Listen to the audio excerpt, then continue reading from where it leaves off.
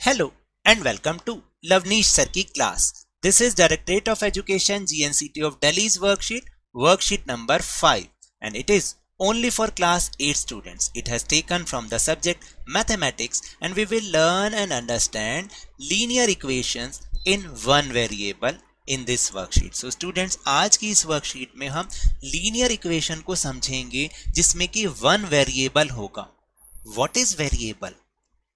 Variable याद तो है ना, लास्ट क्लास में हमने उसके बारे में समझा था, नहीं समझा था, और चलो समझा था या नहीं याद रहा, नो प्रॉब्लम। इस वर्कशीट में हम पहले उसको रिवाइज कर लेंगे। So without wasting our time, let's start and understand with me. Dear students, we already know how to make equation from algebraic expression. प्यारे बच्चों, हम अब सीख चुके हैं कि अलजेब्रिक एक्सप्रेशन से इक्वेशन को बनाना कैसे है। कोई बात नहीं, दोबारा से रिवाइज कर लेते हैं। Let's revise algebraic expression first, let's think.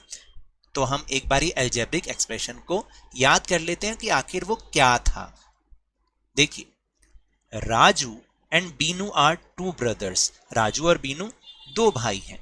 Binu is younger than Raju by 3 years। जो बीनू है ना, वो राजू से 3 साल छोटा है। अब मैंने यहाँ पे राजू की एज तो बताई ही नहीं, but we don't know Raju's age, क्योंकि मैंने बताई नहीं बताई ना। लेट्स एज्यूम, तो हम एज्यूम कर लेते हैं कि इफ राजू इज 12 years, अगर राजू 12 साल का है तो बीनू से 3 साल छोटा होगा, तो बीनू की एज क्या होगी? Binu is 9 years old।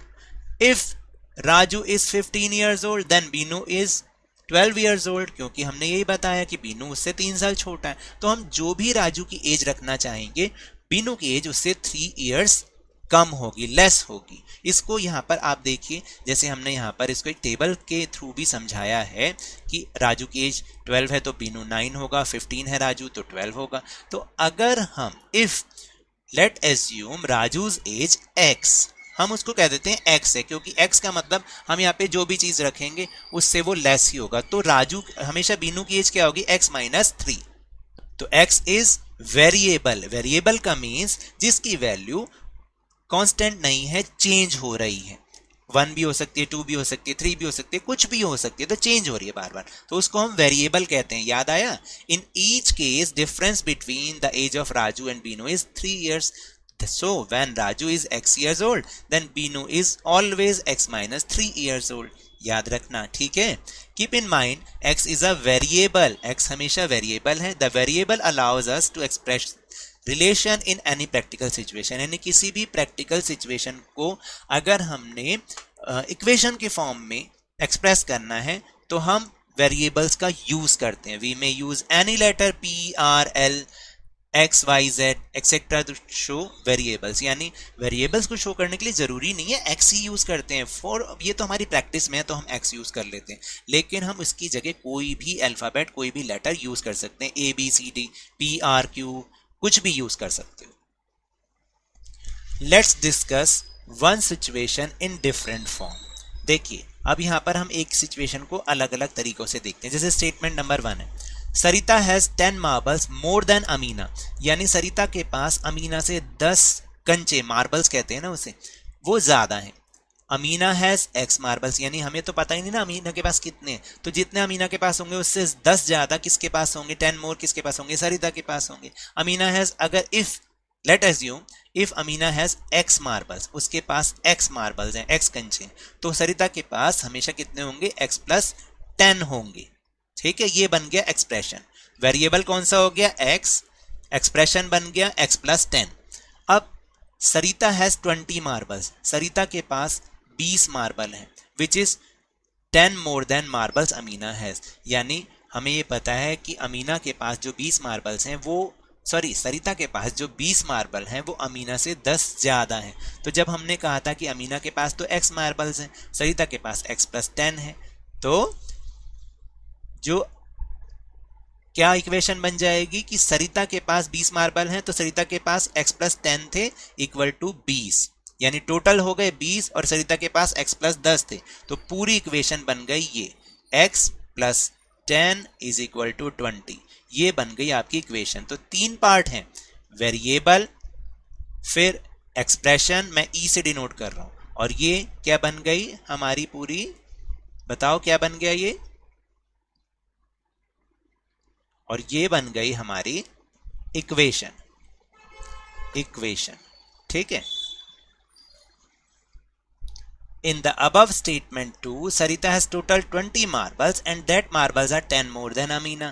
तो स्टेटमेंट 2 में यही है ना कि सरिता के पास 20 कंचे हैं लेकिन वो अमीना से 10 ज्यादा हैं। That have been express in terms of equation, और इसको हमने इक्वेशन की टर्म्स में भी हमने उसको एक्सप्रेस करके दिखा दिया। We identify an equation by equals to a sign of equality. जब तक किसी भी यहाँ इक्वल नहीं होगा, दोनों साइड्स इक्वल नहीं होंगी, तब तक इक्वेशन नहीं फॉर्म होगी। तो इक्वेशन की पहचान ये है कि उसमें इक्वल्स टू का साइन होना चाहिए। There is no equal sign, ठीक है, और इस तरीके से हमें पता होना चाहिए। We can make an equation from expression using a variable. तो हम जो एक इक्वेशन को जब वेरिएबल को यूज करके बनाते हैं, तो देखिए in equation there are two sides, हमेशा टू साइड्स होती हैं। एक को हम कहते हैं LHS और एक को RHS। जैसे ये तो हो गई LHS यानी लेफ्ट हैंड साइड, और ये हो गई RHS यानी कि राइट हैंड साइड।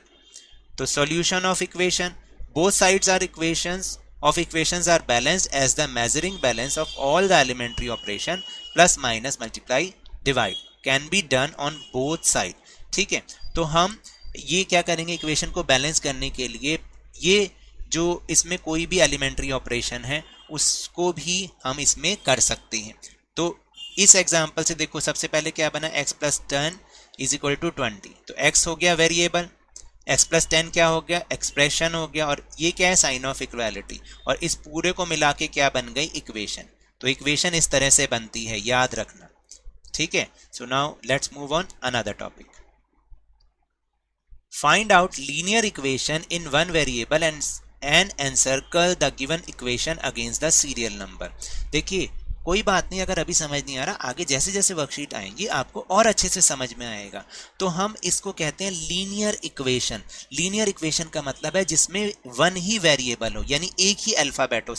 मैं आपको एक सिंपली लैंग्वेज में भी समझा रहा हूँ, जिसमें एक ही अल्फाबेट आए, उस इक्वेशन को हम लीनियर इक्वेशन कहेंगे। तो लीनियर इक्वेशन कौन सी होगी, देखिए x + 3 = 5, दिस इज, क्योंकि एक ही वेरिएबल है, दिस इज लीनियर इक्वेशन, और इसको हमने एनसर्कल करना है।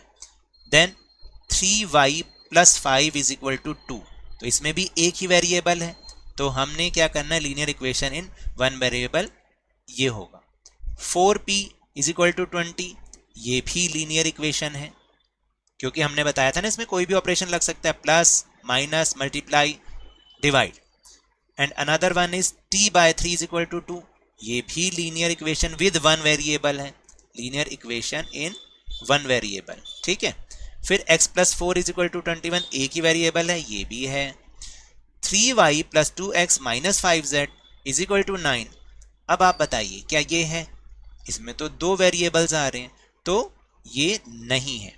फिर 2x + 4 = x, अब आप बताइए कि क्या हो सकता है, ये है या नहीं है। सो इसमें देखिएगा, इसमें वन ही वेरिएबल है, x, ये भी x, ये भी x, तो ये भी होगी। और x + 5 = 3z, ये नहीं होगी क्योंकि इसमें तीन अलग अलग वेरिएबल्स हैं, ठीक है। तो ये सारे linear equation with one variable होंगे। So now that's all for this worksheet. अगर मेरे इस तरह समझाने से अब आपको समझ में आने लगा है तो इस चैनल को लाइक कीजिए, शेयर कीजिए और सब्सक्राइब कीजिए, और जल्दी से 50K तक पहुंचा दीजिए। But remember, whenever you will go outside please wear your mask, और जब भी आपकी टर्न आए कोरोना की वैक्सीनेशन अवश्य कराएं, क्योंकि कोरोना को हराना है और जिंदगी को एक बार फिर से सुहाना बनाना है। और उसके बाद अरे भाई स्कूल भी तो जाना है। इसी उम्मीद के साथ थैंक यू वेरी मच।